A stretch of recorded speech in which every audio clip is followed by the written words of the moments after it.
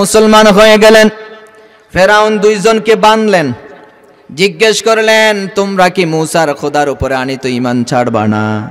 হাসিয়া কয় একবার ঈমান এনেছি, একবার যখন ঈমান এনেছি এই ঈমান আর ছাড়ব না, প্রয়োজনে জীবন দিব, ঈমান দিব না।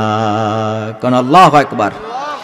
ফেরাউন কয় ভুলে যেও না, তুমি আমার স্ত্রী, আমি তোমার স্বামী, আমার প্রেসিডেন্ট ভবন, কোনটার আমার অভাব আছে?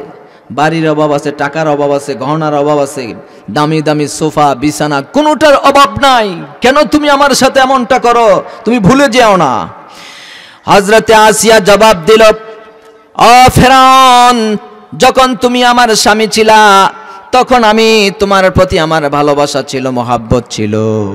যেই মাত্র তুমি আল্লাহকে বাদ দিয়ে নিজেকে খোদা দাবি করেছো, সেই মুহূর্তে আমার মন থেকে তোমার প্রতি সব ভালোবাসা মহাব্বত উঠে গেছে। এখন শুধু ঘৃণা, আর ঘৃণা এর ছাড়া কিচ্ছু নাই। ফেরাউন কয় পরিণতিটা বেশি ভালো হবে না, দুইজনকেই জীবন দিতে হবে। দুইজনে বলল জীবন দেব, ঈমান দেব না। ফেরাউন বলল একটা কড়াই নিয়ে আসো।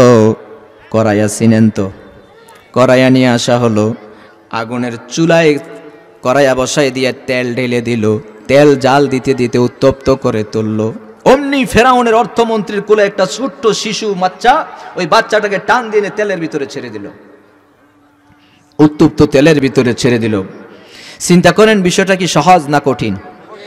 জোরে কন, কি পরিমাণ কঠিন। একজন মা মায়ের সামনে তার বাচ্চাটা আগুনের মধ্যে ছেড়ে দিল।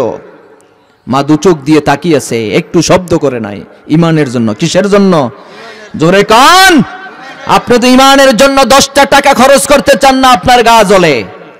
কেউ যদি ঈমানের জন্য স্লোগান দেয়, আপনি পেছন দিক থেকে বিরোধিতা করেন, আপনার গা জ্বলে, আপনার গায়ে আগুন জ্বলে ওঠে। কথা বলেন ঠিক কিনা? মা তার সন্তানটাকে আগুনে ছেড়ে দিয়েছে, একটু শব্দ করে নাই।